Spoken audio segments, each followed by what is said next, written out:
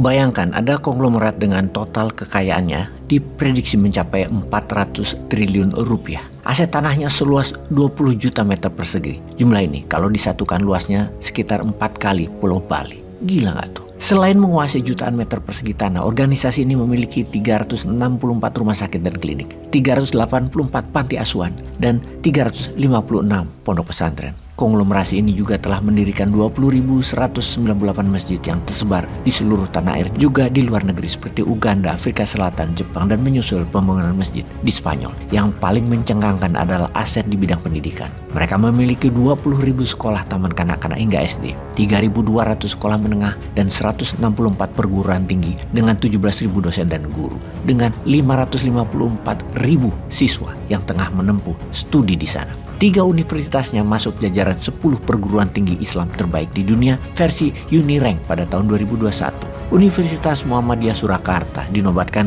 di peringkat ketiga terbaik di dunia di atas Universitas Antarbangsa Malaysia dan Iran, University of Science dan Teknologi. Sedangkan Universitas Muhammadiyah Malang dan Universitas Muhammadiyah Yogyakarta berada di ranking ke-6 dan 8 terbaik di dunia. Benar, kita bukan membicarakan tentang aset seorang konglomerat semacam Prayogo Pangestu atau Khairul Tanjung atau Sembilan Naga. Kita bicara tentang sebuah organisasi keagamaan non-profit, organisasi massa ormas Islam terkaya di dunia, Muhammadiyah. Bagaimana Muhammadiyah bisa sebesar dan sekaya itu? Perkembangan Muhammadiyah yang mulanya dari sebuah madrasah sederhana di kampung kecil Kauman di Yogyakarta sering sekali menjadi bahan riset dan diskusi para intelektual internasional. Seorang profesor antropologi sekaligus pengamat Islam asal Boston University Amerika Serikat, Robert Hefner, pernah mengajukan Muhammadiyah untuk meraih Nobel Perdamaian pada tahun 2019.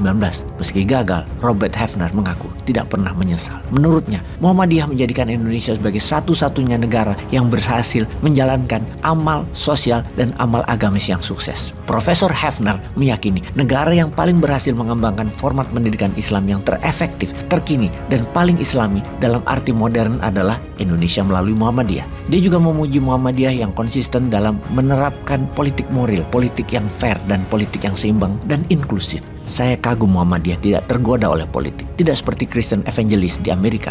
Itu pujian Hefner di media. Sejak awal didirikan Kiai Haji Ahmad Dahlan 111 tahun yang lalu, di awalnya dia mendirikan madrasah dengan model kurikulum yang progresif, yang memadukan pelajaran agama dengan sains modern. Ini suatu hal yang baru, bahkan dianggap tidak lazim pada zaman itu. Kiai Haji Ahmad Dahlan juga giat berdakwah, termasuk melalui tulisan-tulisannya di media massa. Muhammadiyah menerbitkan majalah bernama Suara Muhammadiyah pada tahun 1915. Suara Muhammadiyah ini adalah majalah tertua di Indonesia yang pernah terbit dan tidak pernah berhenti terbit hingga saat ini. Semangat pembaruan Kiai Haji Ahmad Dahlan yang sering dijuluki sang pencerah ternyata mendapat sambutan luar biasa. Muhammadiyah menjadi tempat berkumpulnya para filantropi muslim yang rela mewakafkan harta, tanah maupun ilmunya untuk dikelola Muhammadiyah. Soal wakaf dan zakat adalah soal kepercayaan, dan hal itulah yang dijaga betul oleh Muhammadiyah. Kepercayaan dalam pengelolaan aset wakaf dan zakat para donatur itu pula lah yang menjadi salah satu kunci berkembang pesatnya organisasi Muhammadiyah. Pendidikan yang membentuk logika berpikir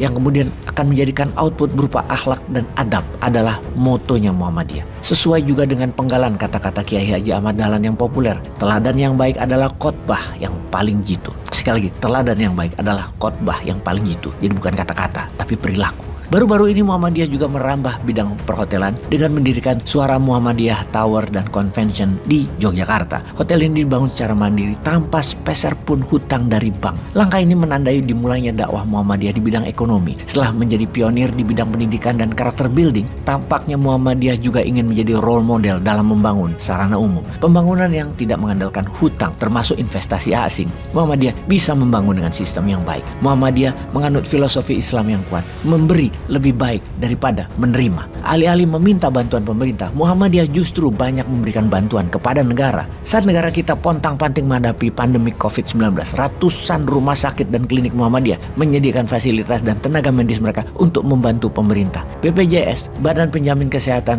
milik pemerintah, justru berhutang kepada rumah sakit Muhammadiyah lebih dari 500 miliar rupiah dan Muhammadiyah tidak ngotot menagihnya. Suara kecil dari kampung Kauman itu kini telah mendunia. Kiai Haji Ahmad Dahlan, kiai dan pedagang batik yang egaliter itu telah betul-betul membawa perubahan besar dan fenomenal. Bukan hanya untuk masyarakat di sekitarnya, namun untuk Indonesia, juga untuk dunia. Terima kasih Muhammadiyah.